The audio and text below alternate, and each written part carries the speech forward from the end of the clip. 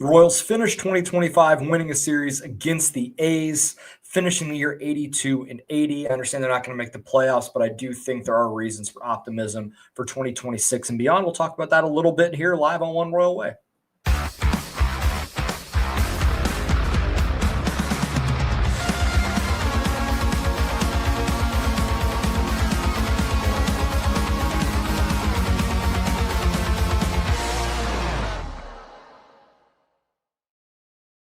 Back at it here on Kansas City Sports Network. I'm Joel Penfield. Thank you all so much for tuning in. Make sure to like, rate, subscribe, review on all platforms. Hit those notification bells so you know when these episodes go up. Last regular season episode here, we'll have one episode a week, a little bit longer form over the next couple of weeks, and then we'll go dark for a little bit. Let the Chiefs content really take the reins as it should.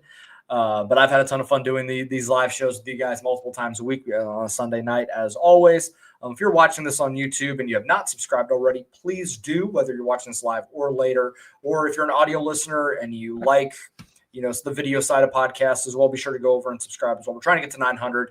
I've wanted to get there desperately through the month of September. It just has not happened. So I'm hoping that we're going to be able to do this, over the next couple of weeks as we have some off-season episodes here, and we'll go from there. Desert Fan in the chat, as always. How great to see Reagan's with 2 strong outings close the year.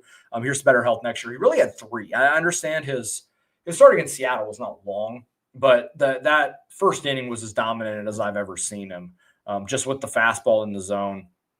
And he was in and around the strike zone more this year than he has been at any point in his career. I mean, it was only like 20 walks in 67 innings. I mean, that, for him, considering a lot of his issues have come, in the form of walks. That's been one of his biggest issues. It's pretty unbelievable. And I'll talk about him a little bit more later. I'm going to go game by game, as always. This show, as always, as well, brought to you by Emprise Bank, member FDIC. Partners Impossible here at Kansas City Sports Network. And on this show, can't thank them enough for their support over the last couple of years.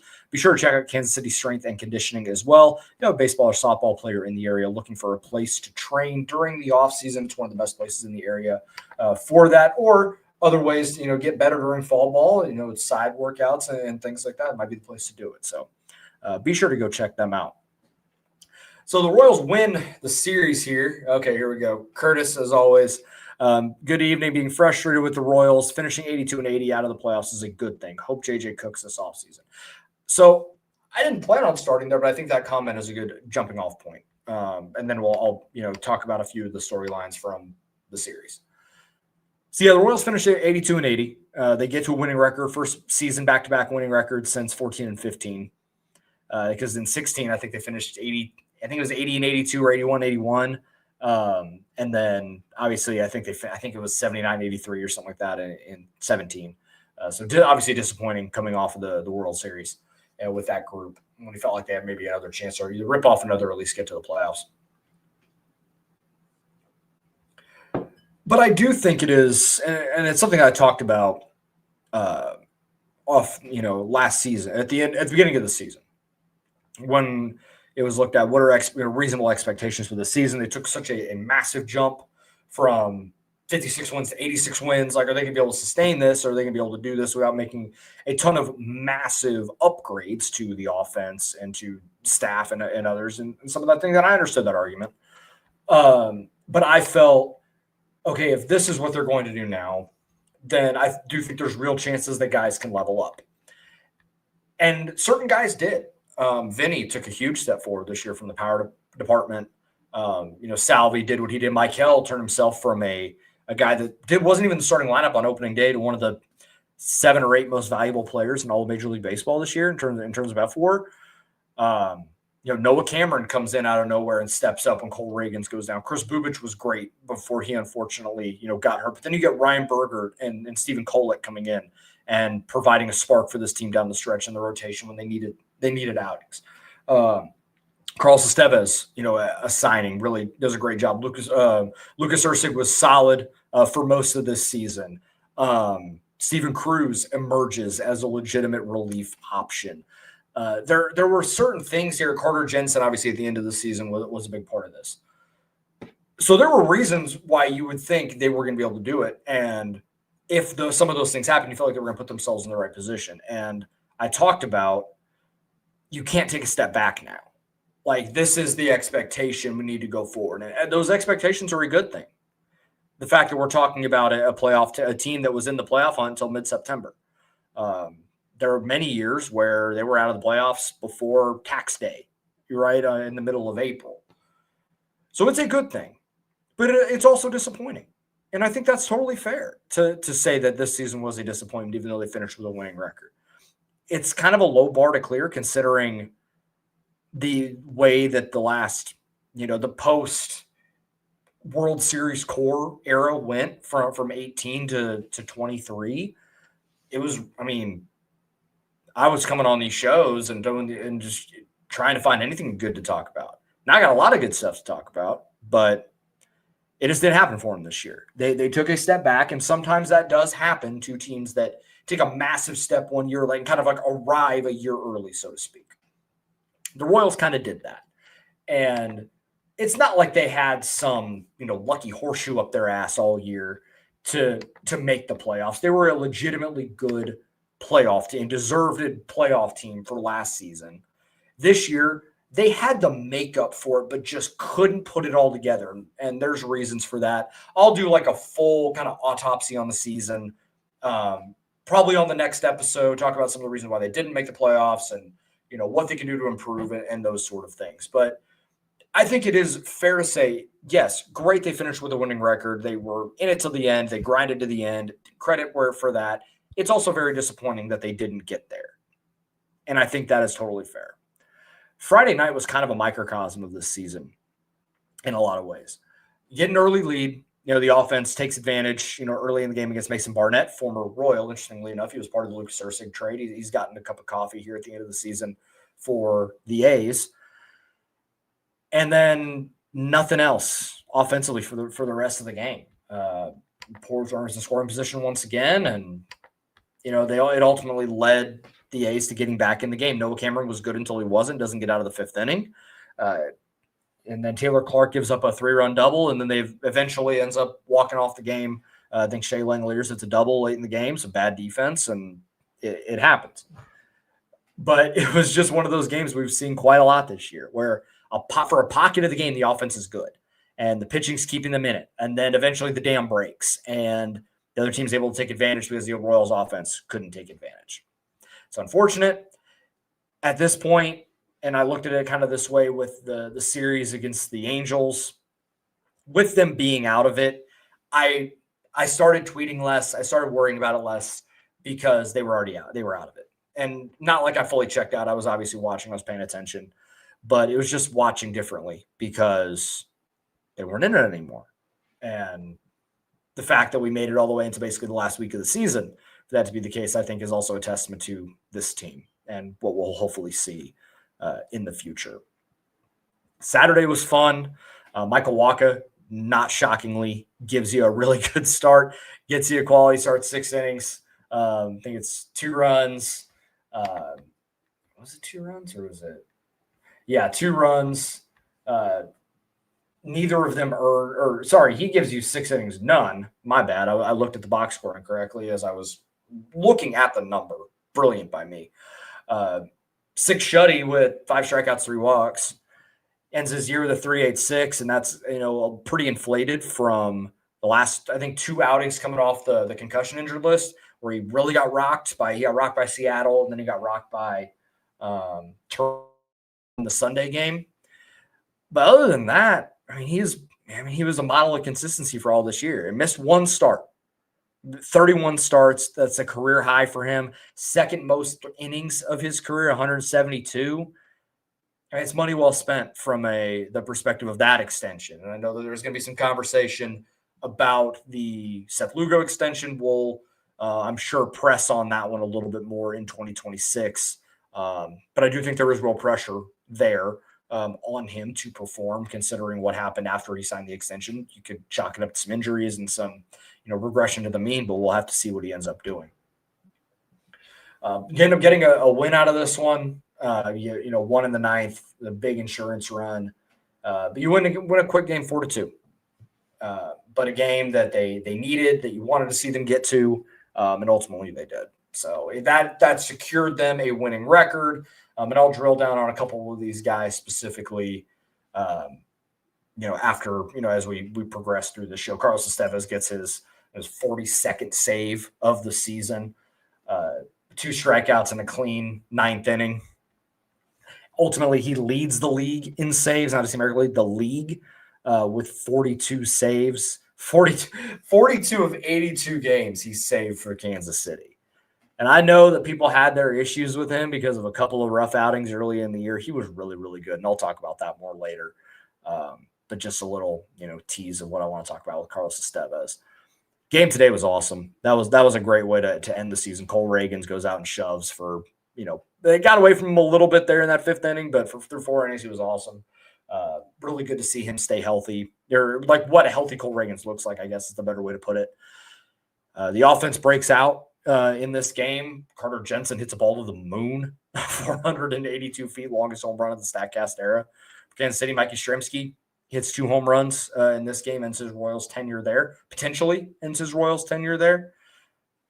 Bobby Witt Jr. secured the league lead in hits for a 2nd consecutive season. And yes, in a down year, Bobby Witt Jr. still worth 7.5 WAR, leads the league in hits, 30 stolen bases, 20-plus homers, 47 doubles. Still, I mean, that this is like a floor type season for him. And he's still going to be an all-star and a gold glover and potentially a platinum glover. He's awesome. He's so good. And just a great way to end the season. The offense does well. The pitching staff hangs in there through this game. The only 2 runs coming late when it was garbage time and Sam Long was pitching. Shout out to Daniel Lynch for 2 1/3 shutty with 3 strikeouts. Great to see them and end the season on a high note, 82 and 80. The A's finished 76 and 86. They're turning in the right direction. I think they're going to be a sneaky playoff team next year. Like, they have a legitimate core in place. Kurtz is awesome. Jacob Wilson is a throwback. Langoliers is that dude hits absolute bombs. Rooker's been very consistent for them. I'm a huge Lawrence Butler fan. Not as good of a year for him compared to the previous year, but that team, that may be one where I kind of stick my neck out and say I think they're going to be a wild card team next year. I want to talk about some individual performances and some things from this past couple of games right after this. What's up, guys? I'm BJ Kissel, founder and CEO of KC Sports Network, and I'm here to talk to Kansas City businesses. If you rely on technology, you need an IT support team that's not just another vendor, but a true IT partner. That's why I want to introduce you to my friend and neighbor, KJ Miller. He is a VCIO at ThrottleNet, the Midwest's highest rated and most reviewed IT support company. They've been in business for more than 25 years, helping companies stay secure, productive, and ahead of the curve.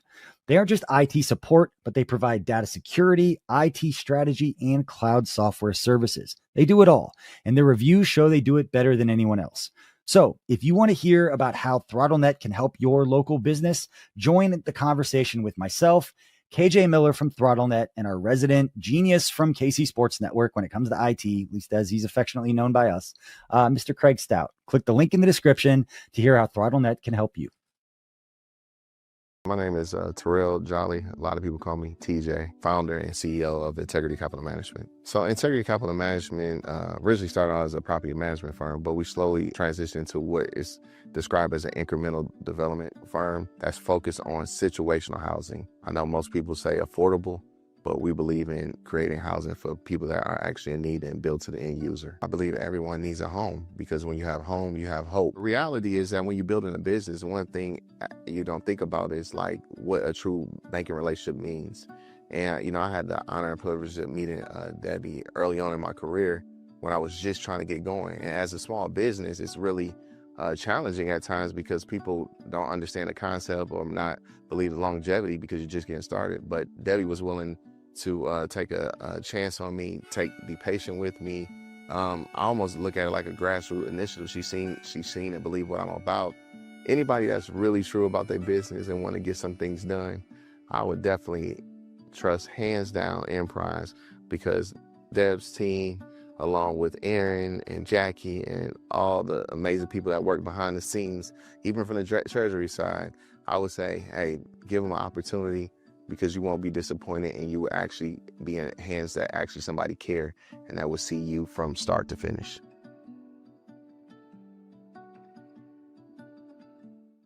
What's up, everybody? Benny Heiss with KCSN, betting analyst for Kansas City Sports Network. And Missouri, get ready. The wait is almost over because DraftKings Sportsbook, America's top-rated sportsbook app, is coming soon to the Show Me State.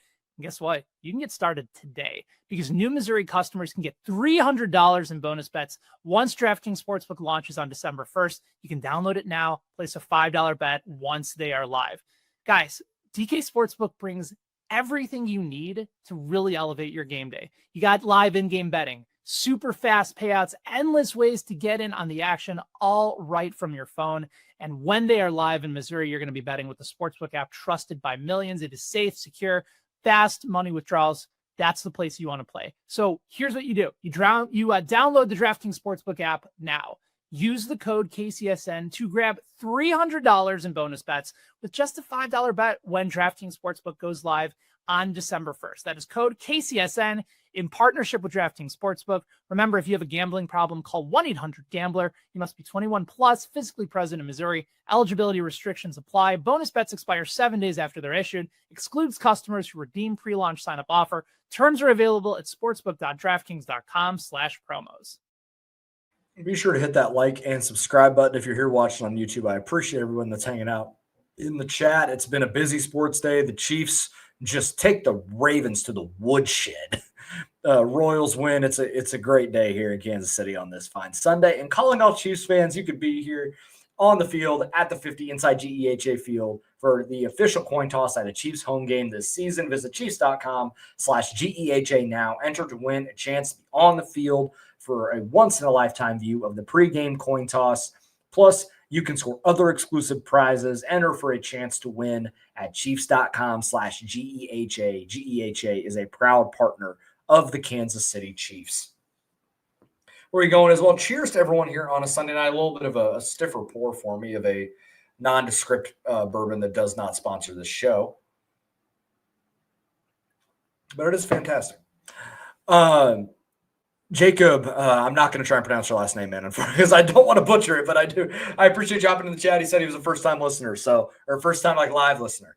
Do we think Yaz has any interest in coming back? What would that look like? I've talked about that before. Now, I don't know if he would necessarily have interest. I think the Royals might. I think he sets a floor to your lineup of, I don't know if he's necessarily a long-term leadoff hitter. It was good in like a microwave situation, but you kind of know what you're going to get from him. League average defense. He's going to hit probably 230. He'll pop you some homers. He'll work walks. He's not going to strike out a lot. Like it kind of fits the mold that the Royals like in a lot of ways, and he adds an element with the walks that you don't often see from some of these Royals hitters. So I think it would, and problem is the wrong way to put it, but the only hang up that people may have and that the organization may have is that he's already 35. He's going to be 36 next year. He was a really late bloomer. He didn't make it to the big league, so he was 27, 28 years old. Super, super late bloomer. He spent 5.5, 6 years in the minor leagues. He was a 4-year college guy. It would have to be a 1-year deal. To me, it would probably kind of be structured like the Michael Lorenzen deal, where it's one with a mutual option for a second year, though I think the buyout may be lower. Like something in the range of like a 1 for $12 million, 1 for $13 million, with an option for a second year and a $3 million buyout, something along that line. And I'd be okay with it. It wouldn't be the sexiest move. It wouldn't be some massive needle mover, but he showed that he can be productive in that ballpark. It may be a temporary solve to the leadoff hitter thing. If you go into next year with Mike Yastrzemski as the leadoff hitter, it wouldn't be massive. It wouldn't be like, holy crap, this is what the lineup looks like. But I do think it's a steadying force. And with a certain amount of volatility from some guys they're going to be going to in the lineup next year, I think that's a fair thing to consider. I'm not going to be necessarily sitting here pounding the table for it, but if they do it, I will totally understand why. And if you have any other questions, hop them in the chat. Here we go. We'll just go ahead and do some questions now. Might as well. I have no structure to this. I just wanted to come on here and have a good time and kind of, for lack of a better term, celebrate the end of the season, even though it's not ending the way any of us would have hoped. What are my predictions for each round of the playoffs? Man, it's going to be fun. I think the playoffs, like the way that the bracket fell, is going to make for some really fun series. I'll start in the American League. So Cleveland just runs down the Tigers, or you can say the Tigers just peed all over themselves in the month of September, and that's what they end up as the 6th seed. They end up as a final wild card. It came to game 162. Cleveland wins, they win the division. That's ultimately what happens. But now you get a rematch immediately between Cleveland and the Tigers in that series. And I think Cleveland's going to win it. I do. The Tigers have to be so defeated. They had a 15.5 game lead in the division in mid-July, and they pissed it away. That's unbelievable. I cannot believe. It's unfathomable. It was a legitimately historic collapse by Detroit. That team's got to be mentally broken. I know they made the playoffs. I'm sure they celebrated. They had a champagne celebration. Man, I don't think that they're going to win that series. Now, with Skubal on the mound, they might win game 1. I think Cleveland wins game 2 and 3, and then they go and play. They go play Seattle. We get Red Sox Yankees in a 3-game set at 2 of those games, or I think all three of those games in Yankee Stadium. But I think the Red Sox are the better team. I think they've been playing really good baseball as of late. The Yankees are just. I don't think they have the pitching to hang. And that, yes, Judge is a great player, but once October rolls around, man, it's a real toss-up. I think the Red Sox are going to get it done. If they can just find a way to bridge the game to Chapman in the 9th, they're going to win a lot of these games. The Blue Jays, I don't know what to make of them. So that is totally fair. Curtis Nelson, who's always in here on these live shows, I guess that's frustrated. The reason he's so frustrated with the way the Royal season ended is because they could have overtaken Detroit. That's a totally fair thing to think about. And it's one of those things you can look back and maybe in a couple of days when I'm able to kind of sit back and think about the whole season, whenever I hop on here and record next, go, God dog it, they really had a chance. And I think that's a totally fair line of thinking. That the Royals could have run down Detroit if they played better in September, but they just ran out of steam. And I think that's ultimately what it was, because they really were playing like playoff baseball for 2 months, from like mid-July on, post All-Star break, and they played really well. And they got it going in August. They're 1 game back, and I think they just lost steam, because playing that level of like high pressure baseball for that long of a time, when you put yourself in a hole like that, it can get to you. And Cleveland's got some of that playoff metal that the Royals just don't have right now, because of the guys that are in that clubhouse. Having a leader like Jose Ramirez has been there, done that for a decade now. But now the Royals know. And this is part of, I think, sometimes you see that step back happen for teams that finish, kind of arrive a year early and then take that step back. Is, you learn how to win, but then how do you sustain that winning? You go from not winning at all to winning without really understanding how to like put it all together. I think this team has that now, and it's why I still feel pretty confident that they're going to go into 2026 as a team that is going to compete for a wild card spot at a minimum and have a shot in that division. Because I think Detroit has shown, yes, they're talented. That division is up for grabs in 2026. I don't think there's going to be any team between the Royals, the Tigers, and the Guardians that are going to be massive favorites to win. Because I bet Cleveland's probably going to be, like, betting perspective, right? Like minus 110, probably to win the division, minus 105. Detroit's probably going to be plus 120. Kansas City's going to be plus 180, something like that. I think that's the way that people are going to look at this. It's going to be very much up for grabs again, and they have a chance to win the whole thing, in my opinion. To get back to Red Sox, I think the Red Sox are going to win that series. I think the Red Sox are going to win against the Blue Jays. It's a rest versus rust situation.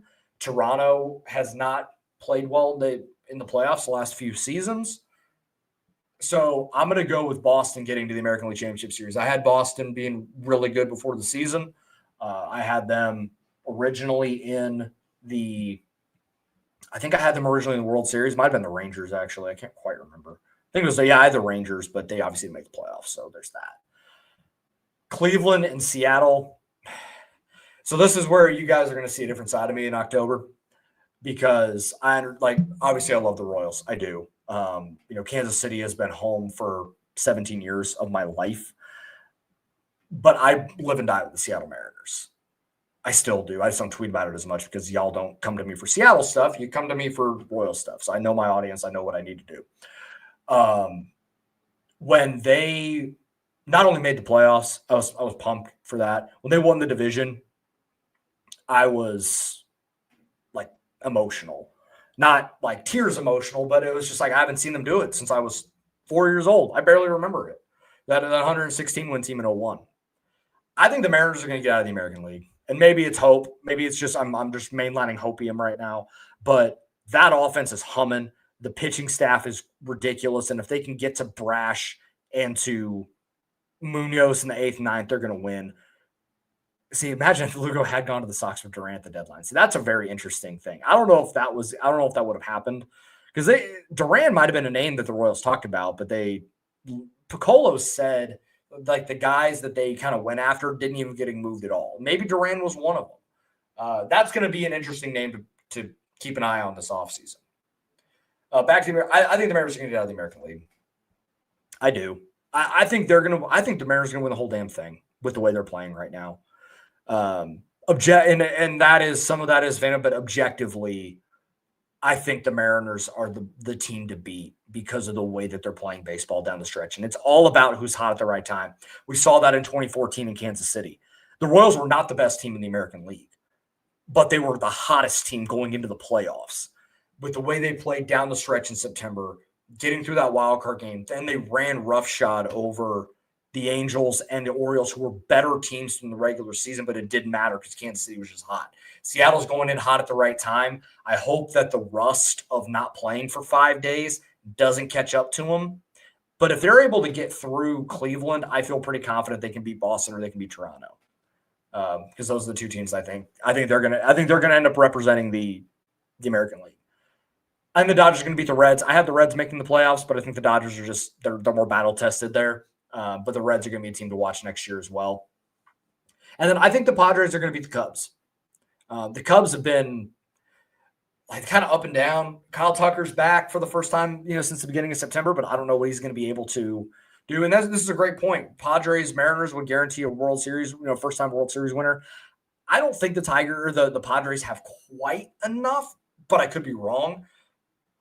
The Brewers are fascinating because I don't think any of us looked at them coming into the year. I certainly didn't. As it's a playoff team. That team's going to win 95 games. Like, who would have seen that coming? They pitched their ass off. Their offense is good enough. There could be an upset spot there for the Padres. I think it's certainly in play. I think the Phillies are going to beat the Dodgers. And I know that them not having Wheeler is huge, but that team they still have Ranger Suarez, still have Christopher Sanchez, Yohan Duran in the 9th, and that lineup, Trey Turner's back, Schwarber, Harper, Real Muto. I mean, we saw that lineup on display a couple weeks ago for the Royals. Man, they're going to do some damage. I think it's going to be Mariners Phillies for the two seeds in each league are going to be the teams that play, and I think the Mariners will win that in 6 or 7 games. And I want y'all to understand just my baseball fandom, right? When the Royals won the World Series in 2015, I was a freshman in college. When they won, I was jumping up and down in the living room of my fraternity house with one of my best friends who was from Kansas City as well, and Royals fan. And I was elated. I was thrilled. It was awesome. It was one of the coolest sports moments I had to that point. I've eventually, since I watched the Chiefs rip off Super Bowls, and so it was one of the first times I really had a team that I am a fan of win a championship of consequence. I'm just telling you guys right now, the Mariners win the World Series, I'm going to cry like a child. Like how you guys, how lifelong Royals fans felt when the Royals won in 2015. That's how I'm going to feel if the Mariners do that. It would be, man, I have a hard time believing it because I haven't seen it for most of my life. And I'm sure that's probably how a lot of you guys felt in 14 and 15, which is totally fair. I just had a different path to being a Royals fan. I became a Royals fan 2010, 2011, because that was my family put down roots. We're not moving again. My dad did what he could in the Army to keep us there because I was getting into high school. And at that point, I was like, you know what? I'm here. I'll root for the hometown team. Like I'll be a Royals fan just to make it home for me, essentially. But whenever they play the Mariners, I was still rooting for the Mariners. And I still feel that way sometimes. It's just a little trickier nowadays. But that's how I see the playoffs playing out, at least right now. It's just weird to me thinking about the Mariners are kind of one of the odds-on favorites to actually win the whole thing. It's crazy to me.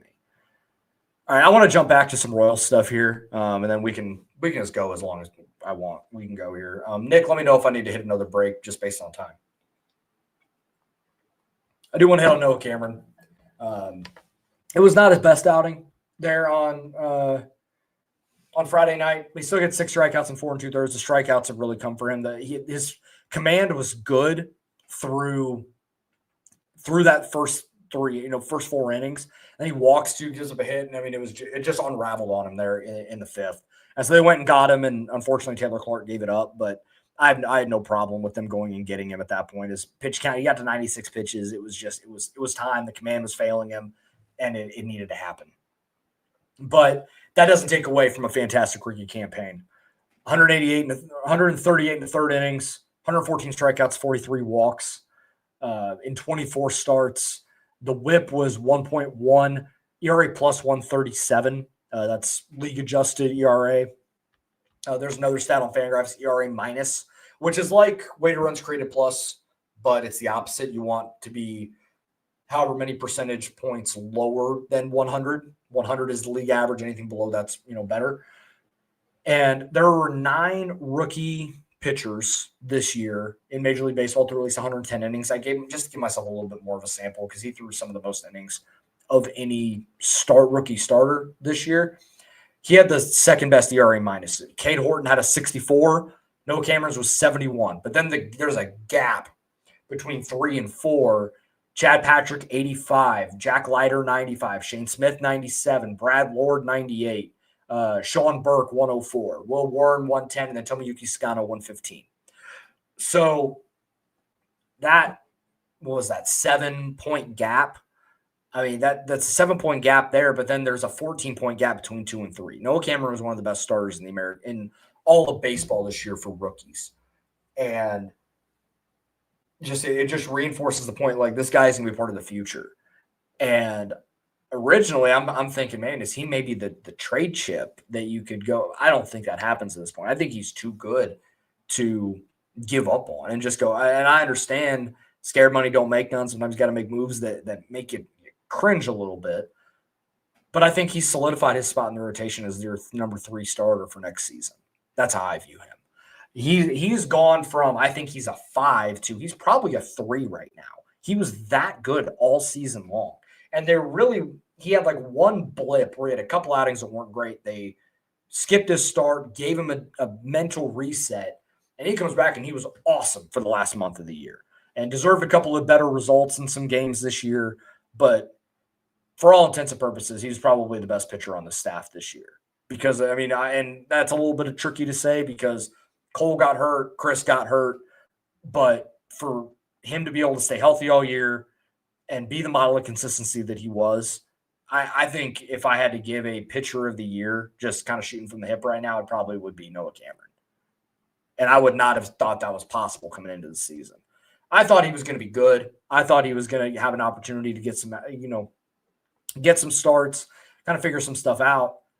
But he's been way better than I ever thought he could be. And I think the way he pitches is always going to be beyond my expectation.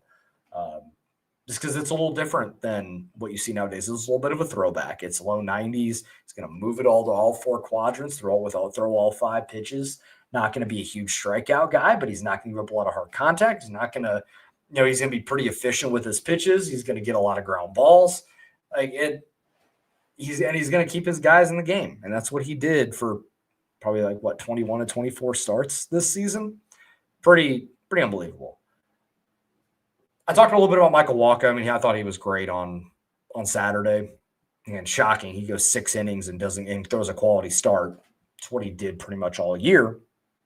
But one of my main things I wanted to think about was Carlos Estevez. 42 saves on the year. Finished the season. I'll get his final stats here.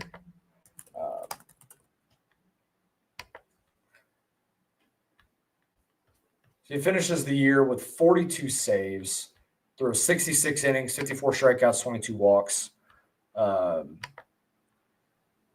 Finished 57 games, 2.45 ERA, and a WHIP just above 1, and made his second All-Star team. It felt like a lot of the conversation around him for most of the season was, oh man, Carlson's in the game. I guess we'll see how it goes. Like, he's way better than I think the way he was talked about by some factions of this fan base throughout the season. He was not the big strikeout guy that he had been in the past. That was one of his calling cards, was like he was 98 to 100. But he was like 95, 98 this year. And he had that back thing to begin the year, so he had to really kind of like ramp up in season, which is why he had some of those struggles in April and early May. But once he got healthy, he was really good.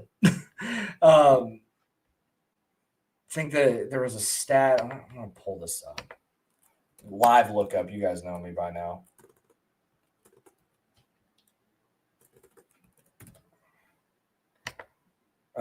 Pitch Profiler on Twitter had like his stats, and he'll post different like leaders and and all these things like leaderboards and stuff. Shut down leaders in the season, which I think that means just like 1, 2, 3 innings, just getting through. Carlos Tevez had 34. That was 8th in all of Major League Baseball this year. Andres Munoz had the most. He's on a list with Cade Smith, who's regarded as one of the better relievers in the league. Chapman, who's almost 40, still chucking hundos, and revitalized his career. Suarez and Morejon for the Padres were awesome. Brian Abreu, Jason Adam, before he popped his Achilles, was great. And Carlos Estevez is on that list with Tony Santillan and Yohan Duran. That company is among the best relievers in the league. And yes, he did it a little bit differently. There was some more contact given up than you would like to maybe see from a reliever. There were some moments where you're like, I don't know, man.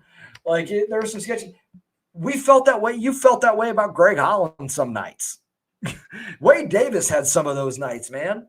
Kelvin Herrera had some of those nights. And those guys are immortalized in our thoughts and minds for relievers in Major League Baseball in the history of the game, but on those teams that won World Series. All I'm trying to say is that Carlos Tevez deserves way more credit. He deserves way more praise for his season than I think he's getting, and that I think he got throughout the year. I just think that the way that he was kind of framed in our minds was a little different. I think he'd had a really good year. I felt for like the last 3 months when he came into the game, it was a savvy situation. I'm like, oh, we're good. We're getting into it now. Tie ball game and extra innings, those are weird situations. That's where I think he had 4 or 5 instances where he came in tie game in the 9th and blew it. But with the runner on second already there, like that's a tough situation for almost any pitcher. Like that is what it is. And what's also good for Kansas City is they have him for another year. They signed him to a 2-year deal. So you're going to be able to run back Carlos Estevez, as your closer or just late game reliever, if maybe Ursig, gets more opportunities there. Steven Cruz, I think, is a name to watch and that might be able to close out some games. I'm not necessarily going to throw Luinder Avila in there, but I think the stuff is good enough to be that type of guy. But I'm sharping in Carlos Estevez for the 9th inning to begin 2026, and deservedly so, in my opinion. I think he was very good this year, and I think deserved way more credit than he got. Carter Jensen hit a ball, like I mentioned earlier in the episode, to Saturn today. 482 feet. And also I thought it was interesting, green light 3-0 and blasted it. I mean, it was just a get me over 3-0 fastball, and he didn't miss it. Now, maybe that's because game 162, you know what, let's get an ace swing off here. And he certainly did. Ball flies in that ballpark for 42. I mean, that's no cheapie, man. That ball, it went over the berm into like almost a parking lot out in right field. It was unbelievable. And obviously, we're all tuned into the Chiefs game at that point. You know, I got the Royals game on my phone as I'm watching the Chiefs and Red Zone. I got those double boxed, and I just like I heard it because I had the audio down low and I'm listening to the Royals game. You just hear whap, and you look, and because I saw 3-0, and I kind of tuned away because I thought Carter's going to take and go. And you turn it, you look at it, and you hear it, and you see it. The guy, some of the Arm Layton, and I mentioned this in my tweet with the video earlier in the day. Arm Layton over at the Just Baseball show. He does an incredible job covering all of minor league baseball. He has a podcast called The Call Up with Jack McMullen, who is the radio voice for the Miami Marlins. You've heard Peter Apple on this show. That's their company. They do a great job. Be sure to go and check out all their stuff for the playoffs. And if you want to follow anything nationally, that's one place I highly recommend you do so. It's a great resource. He talked about Carter Jensen coming out of the futures game and through the last couple of months in AAA. Like, this guy is some of the most underrated raw power in the minor leagues. He was going back and forth with Las Montes. Yeah, it was a 112 EV, 482 feet. It was unbelievable. But Las Montes is like, the dude looks like Yordan Alvarez. He might be bigger than Yordan. And he was hitting balls over the chop house in right field at the futures game in Atlanta. And Carter Jensen was going up and matching him, like distance for distance, home run for home run. I don't think that power is underrated anymore. I think it's properly rated.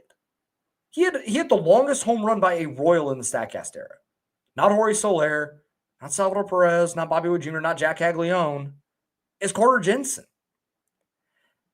He finishes the season, and we got to talk in small sample sizes here. It's 69 plate appearances, which is very nice. But slashes 300, 391, 500 with a 159 weighted runs created plus. 17% strikeout rate, 13% walk rate. And I think he'll walk more over a larger sample. But for him to come up, and strikeouts were a little bit of an issue in a couple of spots for him, a couple of stops along minor leagues, to make it in your first go around in the big leagues, a venti-sized cup of coffee, 70 plate appearances, to strike out 17%, but that many balls in play, hard. I mean, the guy is just, it's crazy. And all of the StatCast numbers and the Savant numbers back it up.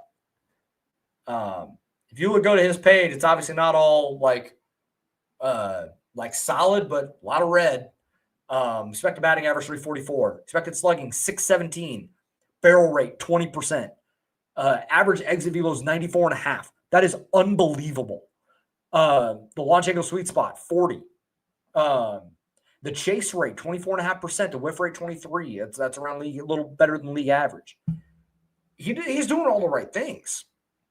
And the bat is advertised. It's just a matter of, okay, is the defense going to be there enough where you could look at him as starting lineup 2026 on opening day? Is he catching or is he DHing?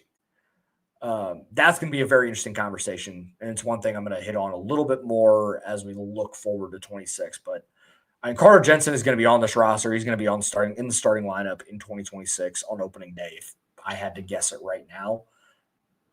What a start to your big league career. When I certainly did not see this coming.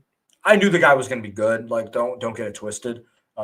Josh Kaiser is as high on him as anybody. And I thought, hey, let's see what the guy can do. Like, I just want to see what he can do because he was too good for AAA. So noticed that very quickly, just like Cags. But he had way more success at the big league level than Jack did. Dak looked like he was in Cancun by like Friday. Some of those at-bats were tough the last week of the season, but conversation for another day. Really, those were like the three main points that I wanted to hit on here. Bobby, like I said, he was the hits leader for Major League Baseball, 184 hits. I'm going to go over to see if I can pull some fun stats here from Nick Capel, Ian Kraft, and whoever. Nick Capel had an interesting stat today. Now, it's a very small sample, but I think it just speaks to what Cole did through the, when he was healthy. And maybe I'll talk about him a little bit as well.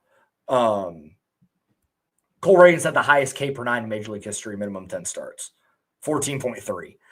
And then we'll just go ahead and get right into it. I thought Cole looked great for the 3 outings that he was there.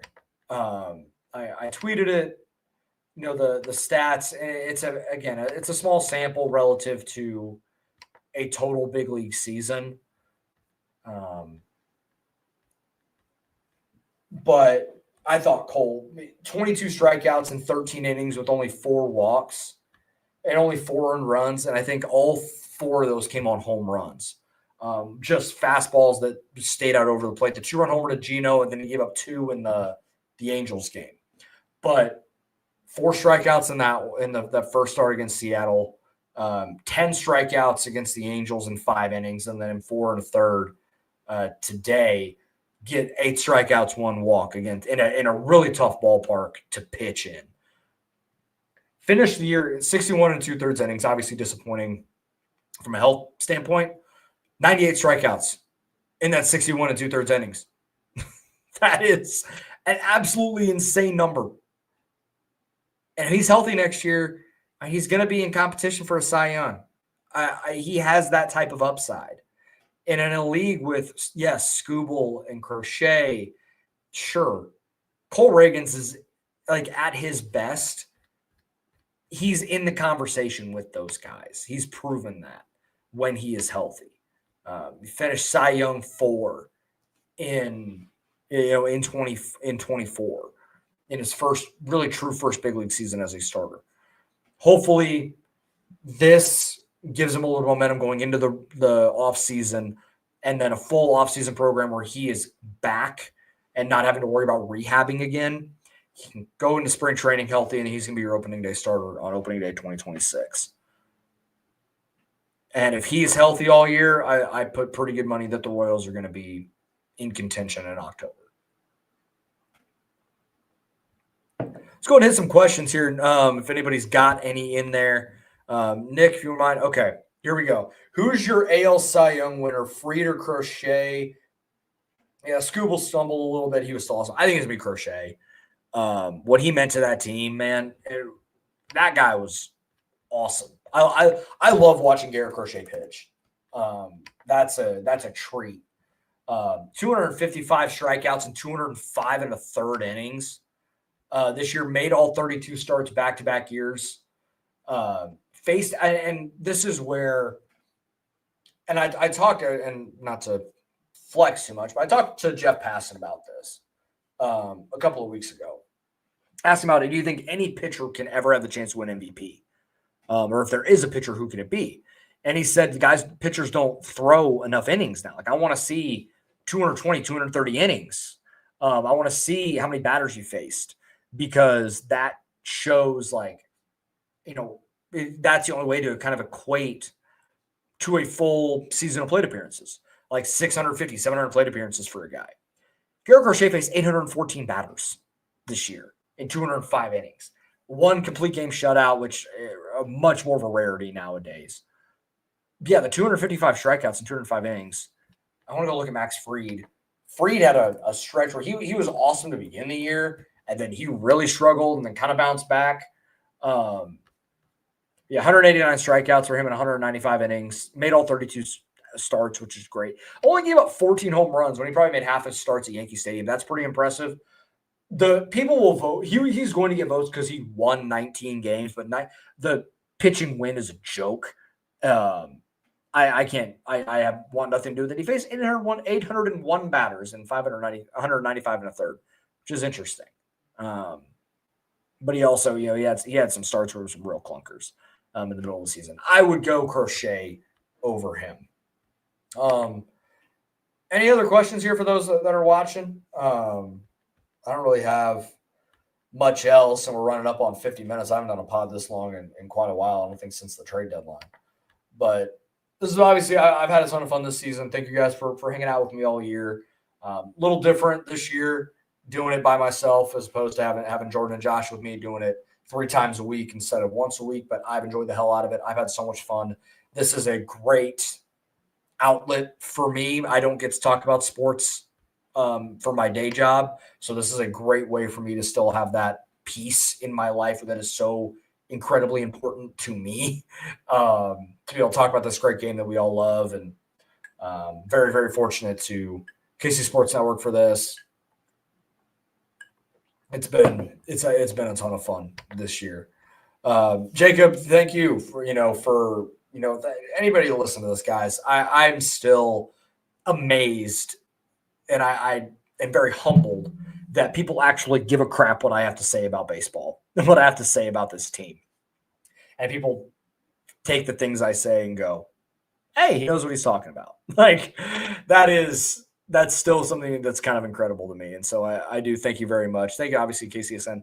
Nick Springer's been awesome behind the scenes for me all season long. So 3 episodes a week, going live and telling him I'm going to be out in 20 minutes. And then 40 minutes later, I'm still going, and he's still doing the work on the 1s and 2s, making me sound good, look good, all of those things. And I really appreciate that. This is not the end. This is not the last episode. We are going to have I'm going to do probably 2 or 3 episodes. I have some ideas in mind. I haven't got it exactly nailed down yet. But probably the next episode is going to be just like an autopsy of the whole season. Look back on some of the good, some of the bad, what went wrong, what went right, all those sort of things. I'm trying to get some people on that are not me, so you have other people to listen to and their takes and opinions about their takes on the season, what the Royals might do in the offseason. And then probably the last episode will be where I put my GM hat on and make some trades, make some free agency picks, things like that, what I would do. And then that's probably going to be it for a little while. Now, if the Royals make a big free agent pick, I'm going to throw the blazer on and we'll go breaking news team and we'll hit an episode just like we did with the Jonathan India trade this past offseason. It'll be something along that line, but for sure, full go mid-February 2026, and beyond. I'm going to keep rolling. I love this. I want to keep doing this. So that's where we'll hang it for now. Toast game to everyone that listened to the show throughout from February to now. 3 days a week, live shows. If you're on the audio side that consumed all these episodes on your way to and from the office, whatever it is. Thank you very much. I've enjoyed this a lot this year, and it's been a lot of fun, and I look forward to what's to come. So cheers there. Holiday Distillery, big supporter, and I am a big consumer of their product. So there's that as well. Appreciate you guys very much. And we'll talk sometime middle of next week, or this coming week, I guess. Where I don't know if it'll necessarily be live. I'll let y'all know if it is. But I'll talk about the season as a whole and try and dive in where I can. Talk soon. Take care, everybody. Have a great one. Enjoy.